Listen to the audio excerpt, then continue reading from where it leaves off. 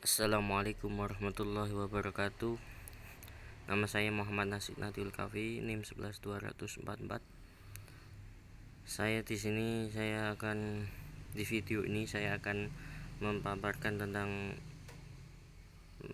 PPT tentang peradilan pada masa Rasulullah SAW. Langsung saja. Yang pertama yaitu awal mula peradilan pada masa Nabi Muhammad SAW.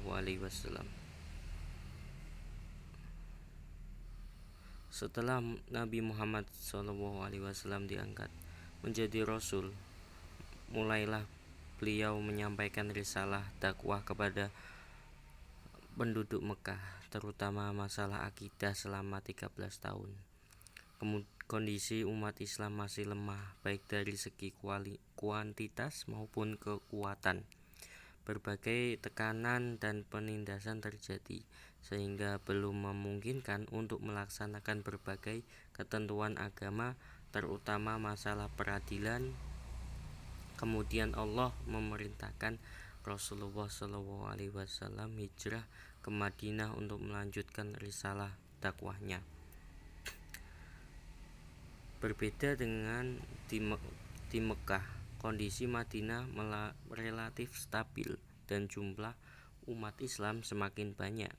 Sementara Rasulullah SAW dijadikan sebagai pemimpin oleh masyarakat Madinah, baik umat Islam maupun non-Islam, sehingga sangat memungkinkan untuk melaksanakan berbagai ketentuan agama dan ketentuan syariah. Permasalahan semakin bertambah dan di masyarakat, terutama masalah muamalah, dan setiap permasalahan yang terjadi senantiasa dihadapkan kepada Rasulullah SAW. Maka dari itu, keadilan dipandang sebagai satu elemen yang sangat mendasar, senantiasa ditegaskan oleh Allah Subhanahu wa Ta'ala. Sebagai penerima sekaligus penyampai wahyu dari Allah, Nabi Muhammad SAW merupakan satu-satunya sumber segala hukum dan tata aturan. Segala perbuatan dan ucapannya juga diperlukan dalam kerangka penegakan keadilan dan pemeliharaan hak-hak masyarakat waktu itu, yang terkadang mengalami perselisihan atau persengketaan antara pemiliknya. Proses yang dilakukan pun menjadi penting sebagai cara penguatan sistem sebuah masyarakat negara yang baru lahir dan sedang dibangun, di mana nantinya akan diteladani oleh umat Islam secara keseluruhan di masa-masa berikutnya. Yaitu selanjutnya yang kedua yaitu sumber hukum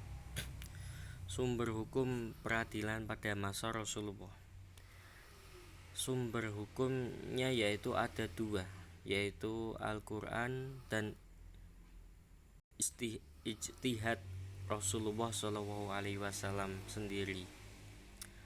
Kalau terjadi suatu peristiwa yang memerlukan adanya ketetapan hukum karena terjadi perselisihan, ada peristiwa ataupun ada pertanyaan ataupun ada permintaan fatwa, maka Allah Subhanahu wa Ta'ala menurunkan wahyu kepada Rasulullah SAW, satu atau beberapa ayat Al-Quran untuk menjawabnya. Kemudian Rasulullah SAW menyampaikan wahyu tersebut kepada umat Islam, dan wahyu inilah yang menjadi hukum atau undang-undang yang wajib diikuti. Bila terjadi suatu masalah yang memerlukan ketetapan hukum, sedang Allah Subhanahu wa Ta'ala tidak menurunkan wahyu tentang hal tersebut, maka Rasulullah beristihad untuk menetapkan hukum suatu masalah, atau menjawab pertanyaan, atau memenuhi permintaan fatwa hukum. Hasil ijtihad Rasulullah Shallallahu Alaihi Wasallam ini menjadi hukum atau undang-undang yang wajib diikuti. Selanjutnya yaitu contoh kasus dan penyelesaiannya pada masa Rasulullah Shallallahu Alaihi Wasallam. Rasulullah yang pertama yaitu Rasulullah Shallallahu Alaihi Wasallam memutuskan perselisihan antara Abu Bakar dan Rabi'ah al-Salami tentang tanah yang di dalamnya terdapat pohon kurma yang miring. Adapun batangnya di tanah Rabi'ah, sedangkan rantingnya di tanah Abu Bakar, dan masing-masing mengakui bahwa pohon tersebut miliknya. Lalu keduanya pergi kepada Rasulullah Shallallahu Alaihi Wasallam.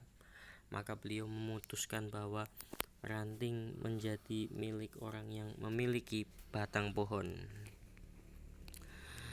Selanjutnya contoh yang kedua yaitu Hafsah dari Hafsah binti Hadam al-Ashhariyah dinikahkan oleh bapaknya sedangkan dia janda dan tidak disetujui. Dia tidak mau dinikahkan. Lalu ia datang kepada Rasulullah SAW, maka beliau membatalkan pernikahan tersebut. Lalu berkata kepada Rasulullah. Lalu ia berkata kepada Rasulullah, saya tidak menolak sesuatu apapun yang diperbuat ayahku, tetapi saya ingin mengajarkan kepada kaum perempuan bahwa mereka memiliki keputusan terhadap diri mereka. Selanjutnya yaitu yang ketiga, contoh yang ketiga yaitu seorang wanita ditalak suaminya dan suaminya ingin mengambil anak darinya. Lalu ia datang kepada Nabi Muhammad SAW, maka beliau berkata kepadanya, engkau lebih berhak dengannya selama engkau tidak menikah. Selanjutnya contoh yang terakhir yaitu Onta Bara bin Azib masuk kebun orang lain lalu membuat kerusakan di dalamnya, maka Nabi memutuskan pemilik tanaman harus menjaganya pada siang hari, dan apa yang dirusak oleh ternak pada malam hari menjadi tanggungan pemilik ternak. Selanjutnya yaitu tentang para hakim di zaman Nabi Muhammad SAW. Hakim-hakim itu dipilih untuk mewakili Rasulullah SAW dalam memutuskan suatu perkara, baik yang berkenaan dengan perkara pidana maupun persoalan fatwa terkait dengan urusan hukum syariah. Di antara mereka adalah Huzaifah ibni al-Yaman al-Absyi. Salah satu kasus yang pernah ia selesaikan ialah persengketaan dua saudara yang saling memperebutkan batas tembok rumah mereka. Yang selanjutnya yaitu dari Amru bin As. Ia pernah diberikan kepercayaan untuk memutuskan persengketaan yang terjadi antara dua orang di hadapan Nabi Muhammad SAW. Dan selanjutnya yaitu Mu'adz bin Jabal. Sahabat Mu'adz adalah seorang qadli yang diutus Nabi ke wilayah Yaman, tepatnya di daerah Al-Jannat. Mu'adz diinstruksikan untuk menjadi delegasi qadli Nabi di daerah tersebut, termasuk juga mengurusi masalah zakat dan menyebarkan syariat Islam di sana. Selain sahabat lainnya adalah Uqbah ibni Jubair, Naib bin ibni Yasir, Ali bin Abi Thalib, Utab bin Asyib di Mekah, Al-A'la Al-Hadrami ke Bahrain. Delegasi Qadi juga diutus untuk persoalan tertentu, peperangan misalnya. Pada masa Khalifah 4 ada sejumlah sahabat dan tabi'in yang diangkat menjadi hakim, diantaranya yaitu Uwaimir bin Amir untuk wilayah Madinah, Suairah bin Kharis Al-Kindi untuk Kufah, terusnya Abu Musa al-Asy'ari di Basrah, dan Utsman bin Qais bin Abi al-As untuk wilayah Mesir. Sekian dari pemaparan saya, kurang lebihnya mohon maaf. Billahi taufiq wal hidayah, waridho wal inayah. Wassalamualaikum warahmatullahi wabarakatuh. Thank you for your attention. Wassalamualaikum warahmatullahi wabarakatuh.